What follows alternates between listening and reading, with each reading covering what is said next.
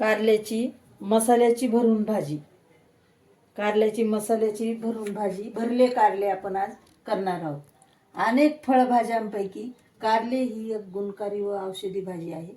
कारले हे कडू असल्यामुळे बहुतेक जण ही भाजी खाण्यास धजावत नाही, परंतु खालील प्रकारे कारले, आता आपण जी भाजी करणार आहोत अशा प्रकारची जर तुम्ही भाजी खाल्ली, निश्चितच तुम्ही भाजी बरोबर खाणार. अशा प्रकारची जर तुम्ही भाजी केली, आपण आज रेसिपी करणार आहोत, तशी जर भाजी केली तर तुम्ही नक्की कारलं खाणार निश्चितच. परंतु हे जे आहे ते आपण आता साहित्य दाखवणार आहे. आपण आता साहित्य बघू. हे 2 कारले, थोडे लांब लांब मोठे कारले आपण स्वच्छ करून घेतले. 2 टोक त्याचे चिरून घेतले, स्वच्छ धुवून त्याच्यातल्या बिया काढून घेतल्या. अशा प्रकारे आपण हे सगळे कारल्याचे असे एवढाले तुकडे केले. एका कारल्याचे 5 तुकडे करून घेतले आपण. हे 2 कारले आहेत. एका लिंबाचा रस आहे, फार मोठं लिंबू नाही, थोडं मध्यम आकाराचं. कढीपत्ता आहे, मसाला आहे त्याच्यासाठी, तेल आहे फोडणीसाठी, मोहरी आहे, जिरे आहेत, हळद आहे, तिखट आहे, मीठ आहे, कोथिंबीर आहे, हिंग आहे, साखर आहे, कूट पण आहे. आपण एवढं कूट घेतलेलं आहे. कढीपत्ता पण घेतलेला आहे. तर हे झालं आपलं साहित्य. आपण इथं साखर घेतलेली आहे घालायला, पण ह्याच्याऐवजी तुम्ही गूळ जर घातला तर अजून छान होती भाजी, चवदार भाजी होते, खूप छान होते भाजी. पण मी साखर घेतलेली आहे. तर आपण पुढची रेसिपी करू आता भरलं कारलं करण्यासाठी आपण ह्याचं सारण तयार करून घेणार आहोत. त्यासाठी आपल्याला लागणारे कूट, आपण कूट घेतलेलं आहे एवढं बाउलनं. सपाट वाटीचे थोडं कमीच आहे, तुम्ही थोडं जास्तही वापरू शकता. ह्याच्यात आपण मसाला घातलेला आहे.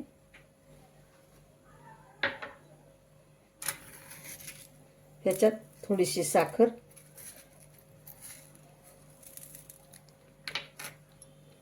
ह्याच्यात चवीपुरतं मीठ,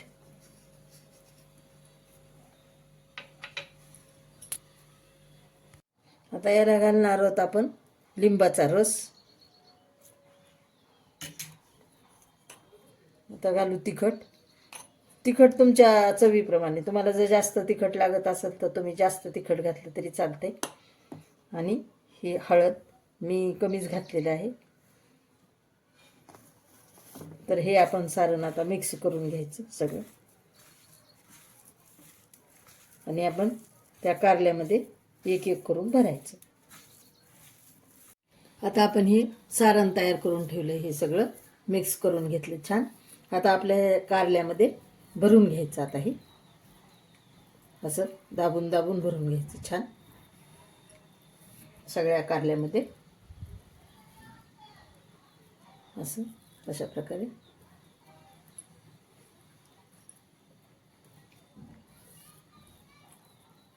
असं छान दाबून दाबून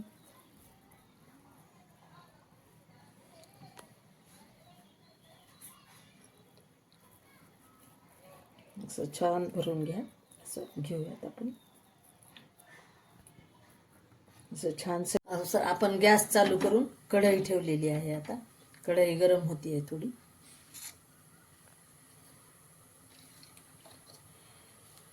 कढई थोडी गरम झाली की आपण तेल टाकणार आहोत.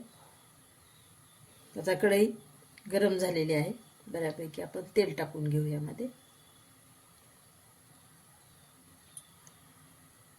याला तेल थोडं जास्तच लागतं. आपण हे छान दाबून दाबून भरलेले आहेत कारले, तुम्ही पाहू शकता किती सुंदर भरले. असे भरून घ्यायचे दाबून दाबून, मस्त एकदम छान. आणि हा मसाला आपण शिल्लक ठेवलेला आहे, हा शिल्लक ठेवायचा. हा मसाला नंतर आपण त्याच्यामध्ये टाकून द्यायचा. आपलं तेल तापलं का आपण थोडीशी मोहरी टाकून पाहू, 1-2 मोहऱ्या. आता आपलं तेल तापलेलं आहे, आपण यामध्ये मोहरी घालू.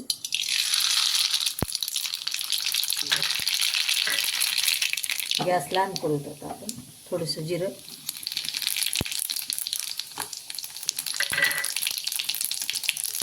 आता त्यामध्ये घालू कढीपत्ता,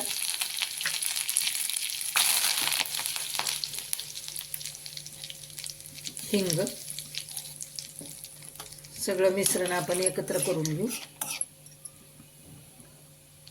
थोडी कोथिंबीर आणि आपण आता ह्यामध्ये टाकू फोडी.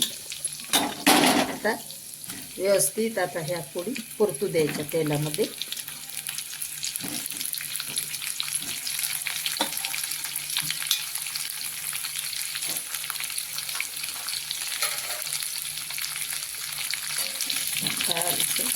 एकसारखं करून घ्यायचं.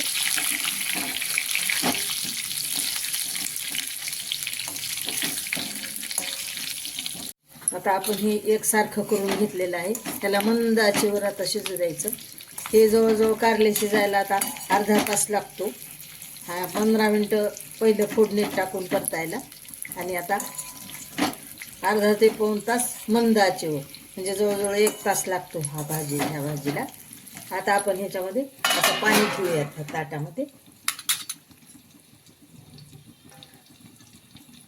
मंद आचेवर चांगला पाऊण तास लागतं याला.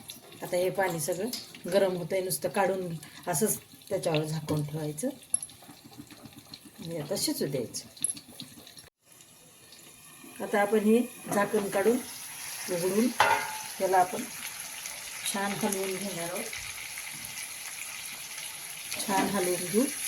असं नुसतं तेलामध्ये परतून घ्यायचं आणि अधूनमधून सारखं झाकण काढून सारखे वरच्या खाली खालच्या वरी अशा फोडी करत राहायचं सारखं. हे अशा हळूहळू लाल होतात, तुम्ही पाहू शकता. त्याचं थोडंसं ते लाल व्हायला लागले. ते असं छान सगळीकडून ह्याला डॉट डॉट येतात.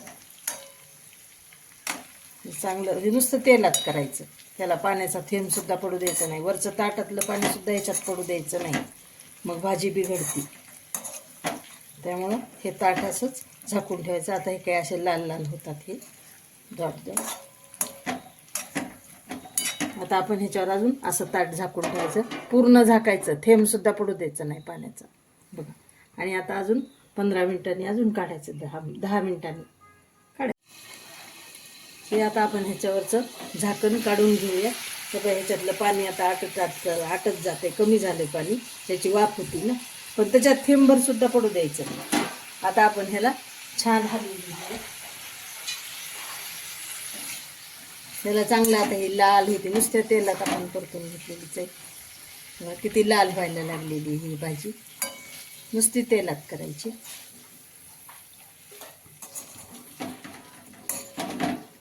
सगळं लाल लाल असं हे डॉट डॉट व्हायला लागले बघा कारल्याला. पूर्ण असे गुलाबी गुलाबी असं छान चॉकलेटी होऊ द्यायचं. आता अजून झाकण ठेवायचं. असं करत करत 10-10 मिनिटाला आपण झाकून ठेवायचं, हलवायचं, उघडायचं आणि परत ताट झाकून टाकायचं. आता परत आपण खालच्या वरी सगळ्या फोडी करून घेतलेल्या आहेत. आपण परत ताट झाकणार आहोत. हे झाकून टाकू. आता हे बघ, आपण आता हे काढून घेऊ. पाणी आटत आलंय, थोडंसं पाणी राहिलं. आता हे असंच अर्धर ताट काढून ठेवायचं. आणि बघा तुम्ही पाहू शकता बघा, आता लाल झालंय सगळं आणि मऊ झाली आहे. शिजली भाजी आपली. किती मऊ झाली, खूप मऊ झाली आणि लाल फोडी झाल्यात छान. तर आता ही आपली भाजी झाली. आपण याला मसाला टाकूयात. आता हे आपण जे काढून ठेवलेला मसाला, उरलेला मसाला होता, ते यामध्येच टाकून घ्यायचा.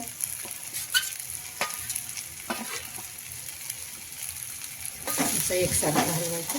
त्या मसाल्याला अजून एक वाफ येऊ द्यायची. एकसारखं करायचं छान.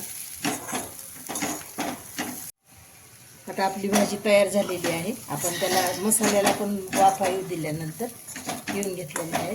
आपण आता गॅस बंद करू. तर अशा प्रकारे ही आपली कारल्याची भाजी, भरलं कारलं आपलं तयार झालेलं आहे. किती मऊसूत झालेली आहे तुम्ही पाहू शकता. किती मऊ झाली, खूप मऊ शिजली, छान शिजली. आपण कोथिंबीर टाकू याच्यावर थोडी. ही शुगरसाठी खूप छान आहे बरं का. पण ह्याला कूट तेल एवढं घालायचं नाही. शुगरच्या माणसाने थोडं कमी तेल कूट कमी खायचं. त्यामुळं ही नुसती अशी परतून थोडंसं तिखट मीठ हळद लावून तशीच खायची. ही शुगरला खूप चांगली असते आणि ही भाजी औषधी पौष्टिक आहे. तर तुम्ही नक्की करून पहा. सबस्क्राईब करा, लाईक करा. अशी भाजी खाल्ला तर तुम्ही कडू लागणार नाही, तुम्हाला सारखी सारखी खावी खावीशी वाटेल. आणि शेअर करा.